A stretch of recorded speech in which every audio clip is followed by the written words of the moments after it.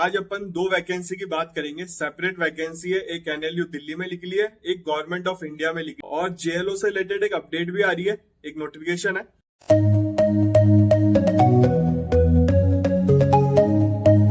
नमस्ते भाइयों, क्या हालचाल है आप सबके और आप सबको गुड मॉर्निंग। आज अपन दो वैकेंसी की बात करेंगे। सेपरेट वैकेंसी है, एक एनएलयू दिल्ली में निकली है, एक गवर्नमेंट ऑफ इंडिया में निकली है।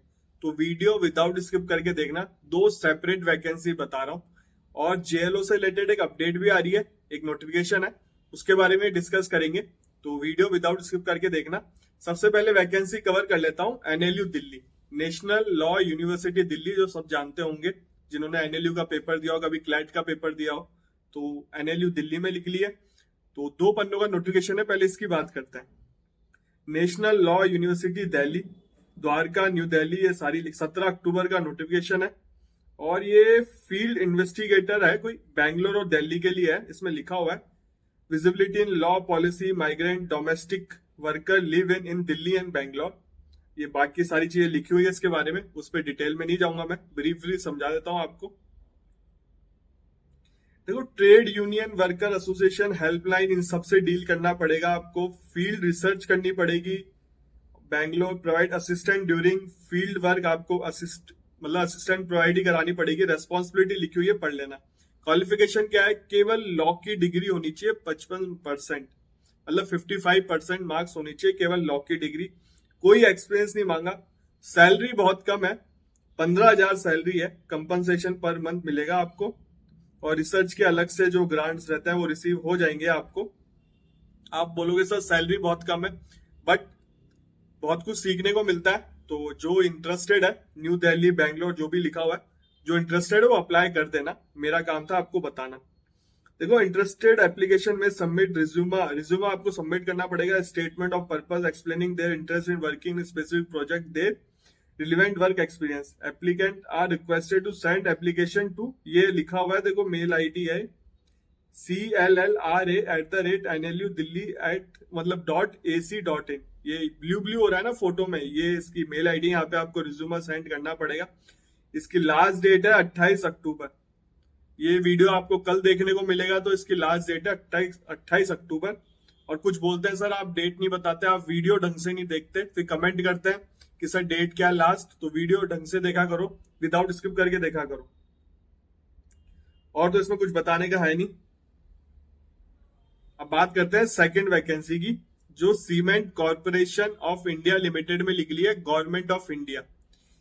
इसमें देखो वैकेंसी बहुत सारी निकली है। Engineer production, engineer mechanical, engineer civil, engineer mining, engineer electrical, ये material management, marketing, finance, account, और ये officer Rajya Sabha legal. Of 11 number का पॉइंट पढ़ो आप, लीगल लिखा है। उसमें 4 वैकेंसी है। अदर की एक है, ओबीसी की एक है, AWS की एक है, SC की एक है, ST की कोई वैकेंसी नहीं है। अपर एज लिमिट है इसमें 35 और 2 साल का एक्सपीरियंस मांगा है। और इसकी लास्ट डेट 31/10/2023 है। तो ध्यान से सुन ले, इसका मैं और क्वालिफिकेशन ही बता देता हूँ। सब चीज की फोटो आ रही है, पॉज करके पढ़ लेना। फोटो ना मिले तो आप मुझे इंस्टाग्राम पे मैसेज कर सकते हो, इंस्टाग्राम आईडी आ रही है, आप मुझे फॉलो भी कर लेना, मुझे मैसेज कर देना।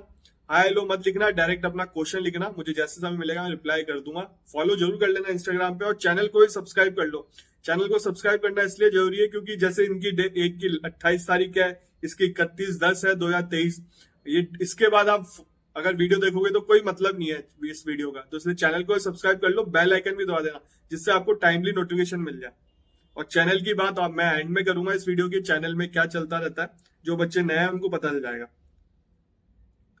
देखो, इसमें लीगल की पोस्ट है 11 कोड, मेरे को आपको बता दिया था। लॉ की डिग्री होनी चाहिए, चाहे 5 साल वाली हो चाहे 3 साल वाली हो, कोई सी भी चलेगा। एक्सपीरियंस होना चाहिए, advocate, legal consultant, legal assistant, associate in advocate, solicitor office, law firm after being enrol in bar council. और एज पर लॉ ऑफिसर भी कोई legal department, bank, financial institute, corporation, company, state, central government, ये सारी चीजें लिखी हुई है। अब बात आती है एक्सपीरियंस कैसे काउंट होगा। इसमें एडवोकेट लिखा हुआ है, तो आपने अगर बार काउंसिल में रजिस्ट्रेशन करा रखा है तो रजिस्ट्रेशन डेट से आपका काउंट हो जाएगा। 2 साल का एक्सपीरियंस, मेंबरशिप ले रखी है उससे भी काउंट हो जाएगा। तो आपको अगर एक्सपीरियंस सर्टिफिकेट चाहिए हो तो आपने हाई कोर्ट में करा रखा है, मेंबरशिप ले रखी है हाई कोर्ट की, तो आप वहां से इशू करवा सकते हो। सेशन कोर्ट से भी इशू करा सकते हो अगर सेशन कोर्ट से आपने ली हो। इसमें ऐसा कहीं नहीं लिखा, एडवोकेट लिखा है, लीगल कंसल्टेंट लिखा है, लीगल असिस्टेंट लिखा है, associate in advocate, solicitor office, law firm, इन सब में लिखा हुआ, फिर और लिखा हुआ एज ए लॉ ऑफिसर। ये सारी चीजें। अब इसकी जनरल इंफॉर्मेशन पढ़ लेते हैं। कॉन्ट्रेक्चुअल बेसिस पे है ये नौकरी, 1 साल के लिए, एक्सटेंड हो सकता है 3 साल के लिए, और इसमें अपॉइंटमेंट मेडिकल, आपके मेडिकल वेडिकल भी होगा। और ये देखो, इसमें आपको एप्लीकेशन भेजनी पड़ेगी। लास्ट डेट ऑफ, ये 14 पॉइंट पड़े इस फोटो का। Last date of receiving application offline mode will be 31/10।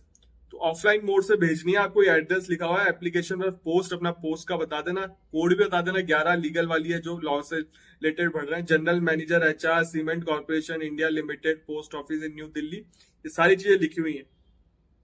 और आप इसकी ऑफिशियल वेबसाइट बताया तो मैं आपको www.ccitdi.in, इसी फोटो में ऑफिशियल वेबसाइट भी लिखी हुई है, आपको इसका फॉर्म नोटिफिकेशन मिल जाएगा। देखो, reservation SC ST OBC physical handicap EWS का गवर्नमेंट ऑफ इंडिया की गाइडलाइन के अकॉर्डिंग होगा। एज रिलैक्सेशन भी है 5 साल का SC ST वालों के लिए, 3 साल का OBC वालों के लिए, नॉन क्रीमी लेयर।